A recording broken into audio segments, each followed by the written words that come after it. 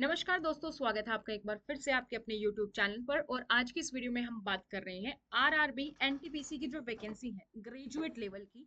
अगर आप ग्रेजुएशन आपने कर ली है, आप पास है, तो आप ये फॉर्म फिल कर सकते हैं, जिसकी की लास्ट डेट 13 अक्टूबर तक है। अगर अभी तक आप लोगों ने फॉर्म नहीं फिल किए तो आप फॉर्म फिल कर सकते हैं। तो उसी के सिलेबस के बारे में हम आज की इस वीडियो में बात करने वाले हैं कि सिलेबस आपका क्या रहेगा। तो टॉपिक वाइज सिलेबस देखेंगे कि क्या क्या सेक्शंस रहेंगे, कितने स्टेज रहेगा, क्या सिलेक्शन प्रोसेस रहेगा, कितने आपको पेपर देने हैं, कहाँ टाइपिंग टेस्ट है, कहाँ मेडिकल एग्जामिनेशन है, कहाँ डॉक्यूमेंट वेरिफिकेशन है, उसके बारे में बात करेंगे। कितने घंटे का पेपर है, कितने क्वेश्चंस आएंगे, कितने मार्क्स के रहेंगे, नेगेटिव मार्किंग के बारे में बात करेंगे, एग्जाम पैटर्न हो गया, कंप्लीट इन्फॉर्मेशन आपको एक तरीके से यहाँ पर इस वीडियो में कंप्लीट मिलने वाली है। तो वीडियो को लास्ट तक देखिएगा। और अगर आप लोग इस चैनल पर नए हैं, चैनल को अभी तक सब्सक्राइब नहीं किया है, तो चैनल को सब्सक्राइब कर लीजिए, साथ ही बेल आइकन को प्रेस कर लीजिए, ताकि जैसे ही वीडियो अपलोड की जाती है उसकी नोटिफिकेशन आप सभी लोगों को मिल सके। तो यहाँ पर अगर हम बात करें पोस्ट की, तो टोटल 5 पोस्ट हैं दोस्तों, जो ग्रेजुएशन लेवल पे हमारे पास आई है। तो एक है हमारे पास chief commercial cum ticket supervisor, जिसमें टोटल आपके पास 1736 वैकेंसी है। नेक्स्ट है आपके पास स्टेशन मास्टर, जिसमें आपकी 994 वैकेंसी है। गुड्स ट्रेन मैनेजर है, जिसमें आपकी 3144 वैकेंसी है। जूनियर अकाउंट असिस्टेंट कम टाइपिस्ट है, जिसमें आपकी 1507 वैकेंसी है। और सीनियर कलम कर टाइपिस्ट में आपको 732 वैकेंसी है। तो टोटल 5 पोस्ट है।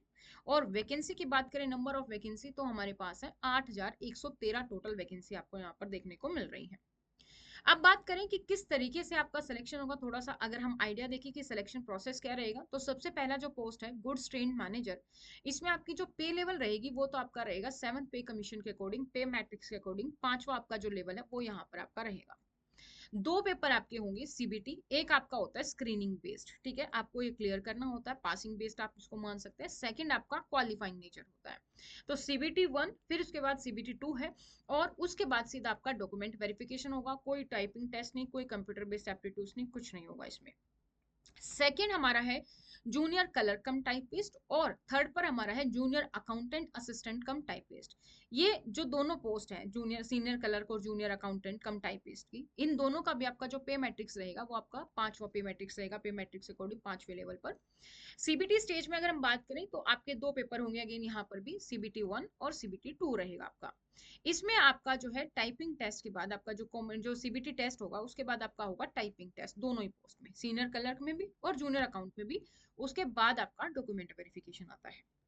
थर्ड जो पोस्ट है आपकी, fourth sorry, chief commercial cum ticket supervisor है।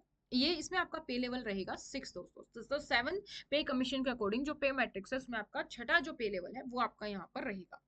इसमें आपके दो सीबीटी टेस्ट हैं और कोई उसके बाद टेस्ट नहीं है। उसके बाद सीधा आपका डॉक्यूमेंट वेरिफिकेशन है, जैसा कि हमारा गुड्स ट्रेन मैनेजर में रहेगा। नेक्स्ट है हमारा स्टेशन मास्टर। स्टेशन मास्टर में भी आपका 7 पे लेवल के अकॉर्डिंग 6 पे लेवल में आपका ये कमीशन रहेगा। दोनों पे स्टेज 1 स्टेज 2 आपका जो है यहाँ पर ये कॉमन है, दोनों जो पेपर होंगे, सीबीटी 1 होगा, सीबीटी 2 होगा। और उसके बाद आपका होगा कंप्यूटर बेस्ड एप्टीट्यूड टेस्ट। क्या होता है इनमें आगे अभी हम बात करेंगे इसके बारे में। और उसके बाद आपका होगा डॉक्यूमेंट वेरिफिकेशन। तो सबसे पहले हम बात करते हैं सीबीटी 1 की। तो जो आपका ये पेपर है, जो कि आपका क्वालिफाइंग की बजाय स्क्रीनिंग है, सिर्फ आपको ये क्वालिफाई करना है, फिर आप सीबीटी 2 के लिए एलिजिबल रहेंगे। तो सीबीटी 1, सीबीटी का मतलब क्या है, कंप्यूटर बेस्ड टेस्ट, यानी कि आपका पेपर ऑनलाइन होगा, कोई ऑफलाइन नहीं है, पेन पेपर बेस्ड नहीं है, ऑनलाइन पेपर है। पैटर्न कैसा रहेगा, इसमें 3 सेक्शन आपके पास आ जाते हैं, mathematics, general intelligence and reasoning, और थर्ड आपका जनरल अवेयरनेस। सो जो मैथमेटिक्स है, इसमें आपके जो क्वेश्चंस होंगे टोटल होंगे 30 क्वेश्चंस, और 30 मार्क्स के ही होंगे, 30 नंबर के ही आपके इसमें होंगे। हर एक क्वेश्चन आपका 1 नंबर का है, ठीक है। नेक्स्ट आपके पास आ जाता है रीजनिंग। रीजनिंग में आपके 30 क्वेश्चंस होंगे और 30 नंबर के आपके हैं, यानी कि हर एक क्वेश्चन आपका 1 नंबर का यहाँ पर रहेगा। नेक्स्ट है हमारे पास जनरल अवेयरनेस। तो जनरल अवेयरनेस में आपके 40 क्वेश्चंस होंगे और 40 नंबर के होंगे, यानी कि एक क्वेश्चन आपका 1 नंबर का आपका यहाँ पर रहेगा। टोटल आपके 90 मिनट के जो है यहाँ पर आपका पूरा का पूरा पेपर ड्यूरेशन रहेगा। तो 90 मिनट में आपको जो अटेम्प्ट करने क्वेश्चन वो है 100 क्वेश्चन आपके इसमें हो रहे हैं, तीनों सेक्शन को मिलाकर हर एक क्वेश्चन 1 नंबर का है। तो यानी कि टोटल जो मार्क्स होंगे वो भी आपके 100 है।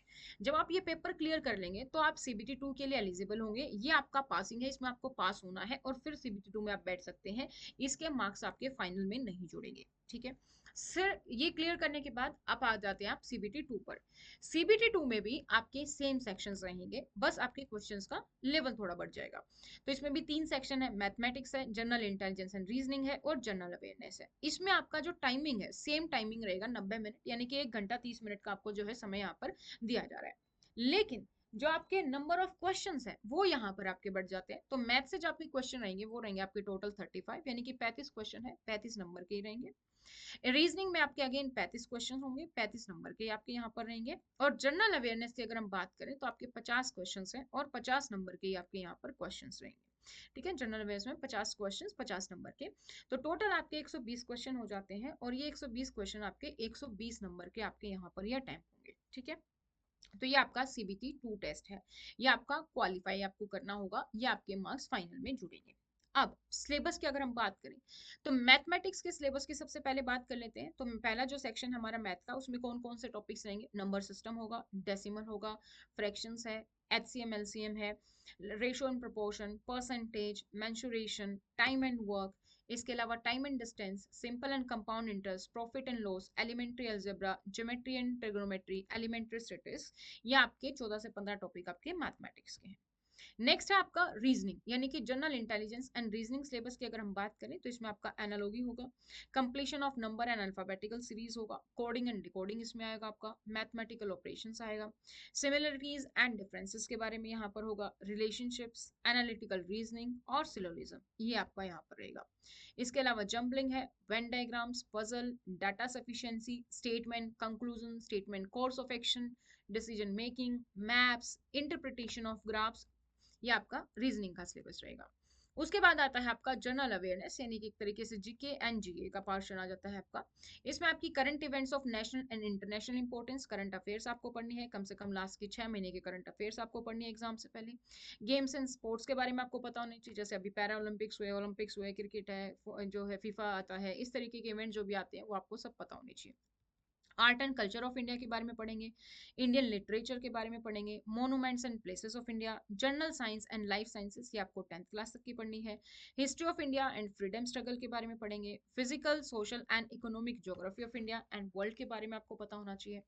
Indian polity and governance, constitution, political system आपको पता होना चाहिए। General scientific and technology development, जिसमें कि स्पेस, न्यूक्लियर प्रोग्राम जो इंडिया के आते हैं उसके बारे में आपको इन्फॉर्मेशन होनी चाहिए।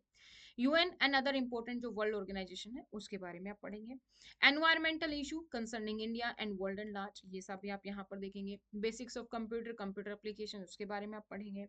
कॉमन एब्रीविएशंस, ठीक है, transport system in India, Indian economy, ये सारी चीजें। और इसके अलावा फेमस पर्सनालिटी इंडिया की हो वर्ल्ड की हो उसके बारे में आप पढ़ेंगे। फ्लैगशिप गवर्नमेंट प्रोग्राम्स देखेंगे, flora and fauna of India के बारे में आप पढ़ेंगे, important government and the public sector organisation of India के बारे में देखेंगे, और करंट जीके। तो ये सारी चीजें आपकी रहेंगी टॉपिक वाइज। जो आपका सिलेबस है वो मैंने आपको बता दिया तीनों सेक्शन का, मैथ, रीजनिंग और जीके। इसके बाद जो भी हमने बात की थी टाइपिंग टेस्ट की, सबसे पहले हम बात करते हैं टाइपिंग टेस्ट की। लेकिन उससे पहले हम बात करते हैं कि अगर आप इस सेक्शन की तैयारी कर रहे हैं तो कैसे आप तैयारी कर सकते हैं। देखो, बहुत ज़्यादा सिलेबस नहीं है, हमारा बेसिक लेवल का सिलेबस है। इसके लिए आप जो है कोई भी बुक मार्केट में जो आपको अवेलेबल मिल रही है आप देख के सर्च कर सकते हैं, आप ले सकते हैं अपने अकॉर्डिंग। सजेशन के तौर पर अगर आप जीके लेना चाहते हैं तो comprehensive book of general awareness के लिए आप लेना चाहते हो तो लूसेंट की जो जीके आती है वो इनफ होगी, लूसेंट की जीके आप ले सकते हैं। अपना एग्जाम की तैयारी आप वहाँ से कर सकते हैं अच्छे तरीके से। 2-3 बार अच्छे से लूसेंट जीके को पढ़ लीजिए, आप आराम से जीके का पोर्शन को कवर कर पाएंगे। उसके बाद आती है आपकी मैथमेटिक्स। तो मैथमेटिक्स के लिए आपकी आती है एक आर.एस. अग्रवाल की quantitative aptitude for competitive examination. Number of questions आपको इसमें ज़्यादा मिल जाते हैं, शॉर्ट ट्रिक्स मिल जाती हैं, तो इसको आप आराम से परचेज करके इसको प्रिपेयर कर सकते हैं। और आपकी मिल जाती है रीजनिंग सेक्शन। रीजनिंग सेक्शन की भी आपकी आर.एस. अग्रवाल की modern approach to verbal and non verbal reasoning है, ये आपको मिल जाती है।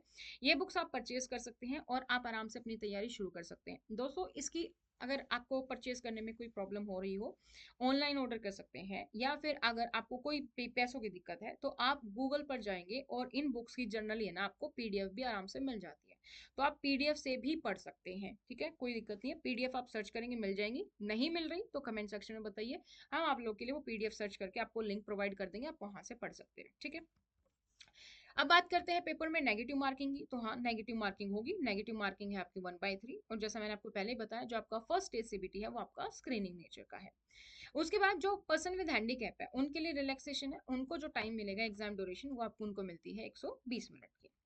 मिनिमम परसेंटेज आपके मार्क्स कितने आने चाहिए एलिजिबिलिटी की अगर हम बात करें वेरियस कैटेगरी में, तो अगर आप जनरल कैटेगरी से हैं तो जनरल कैटेगरी में जो आपके मार्क्स होंगे वो आपके 40% होंगे, ईडब्ल्यूएस में 40%, ओबीसी में 30%, एससी में 30% और एसटी में 25%, ये आपके मार्क्स होने चाहिए। ठीक है, अगर आप पर्सन विद हैंडीकैप है तो आपको यहाँ पर मिल जाता है थोड़ा सा रिलैक्सेशन जो है 2% का। तो अगर आप जनरल कैटेगरी के हैंडीकैप हैं तो आप 38%, ईडब्ल्यूएस है तो 38% लेकर आने हैं, ओबीसी है तो जो है 28%, एससी 28% और एसटी जो है आपको यहाँ पर जो है 23% लेकर आने हैं और आप इस एग्जाम को क्लियर कर देंगे फर्स्ट स्क्रीनिंग राउंड को।